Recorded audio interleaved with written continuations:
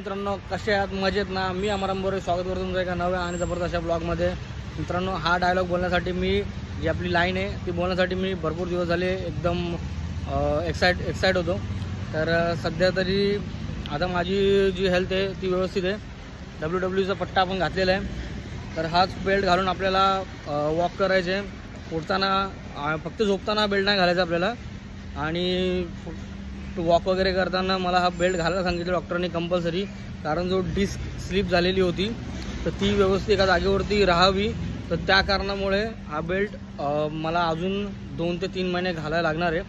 आणि जेवढं पण आपण आता ट्रॅव्हल करणार आहे, आता मी चालू तरी शकतो आहे, पण डॉक्टरांनी जास्त चालायला मना केले. कारण जेवढा जास्त चालेल मग त्या नर्व्सवरती प्रेशर येतो आहे आणि त्यामुळे मग रात्री मला पाय भरपूर दुखतो. तर आता आज 20 दिवस झालेत माझं ऑपरेशन होऊन, आणि टाके वगैरे सगळे काढलेले आहेत. त्या दिवशी मी विसरलो व्हिडिओ काढायला, कारण घाईघाईमध्ये गेलेलो आणि पूर्ण घाईघाईमध्ये हॉस्पिटलमध्ये जो कार्यक्रम झाला आहे त्यामुळं मी व्हिडिओ नाही टाकू शकलो. नाहीतर मला माझा प्लॅन पण होता त्या दिवशी व्हिडिओ टाकायचा. आणि मित्रांनो, आज आहे तारीख 12 जून. मान्सून हा आपल्या महाराष्ट्रामध्ये नवी मुंबईमध्ये पण आलेला आहे.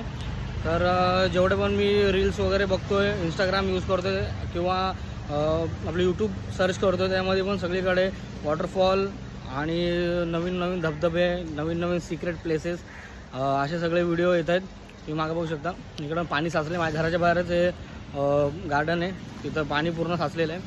तर मी पण खूप असा एक्साइट आहे आपल्या नवीन व्लॉगसाठी.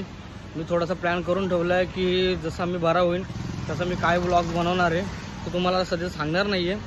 कारण आता जर सांगितलं तर ते सरप्राईज राहणार नाही. आणि डॉक्टरांनी जसं सांगितले की थोडं चालायला चालू करायचं आहे. तर मी पहिले 50 मीटरच्या रेडियसच्या आतमध्ये चालायचो.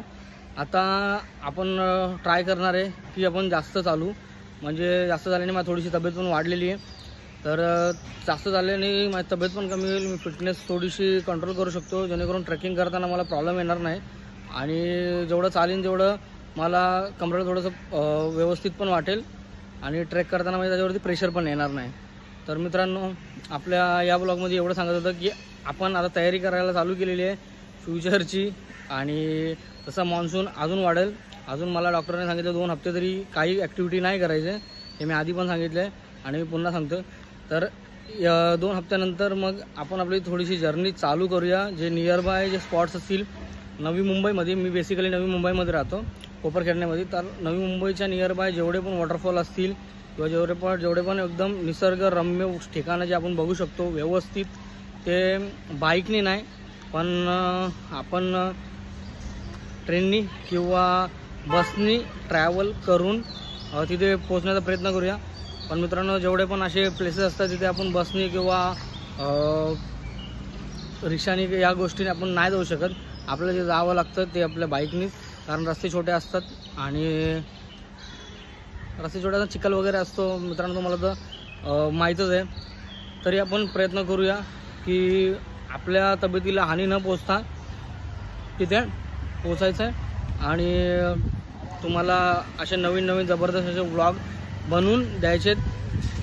तर मित्रांनो, प्लीज आपल्या चॅनलला लाईक, शेअर आणि सबस्क्राईब करा. मित्रांनो, आपले सध्या तरी 550 म्हणजे 575च्या 78च्या आसपास सबस्क्रायबर आहेत. 600च्या आसपास होत आहेत. तर मित्रांनो, प्लीज आपल्या चॅनलला लाईक, शेअर, सबस्क्राईब करा आणि सपोर्ट करा. मिनिमम मित्रांनो टार्गेट होतं 1000 सबस्क्रायबरपर्यंत तरी पोहोचवा. आणि मित्रांनो, आपल्या चॅनलला तुम्ही शेअर करा, जेणेकरून आपल्या चॅनलवरती व्ह्यू पण वाढतील. तर मित्रांनो, चला बाय.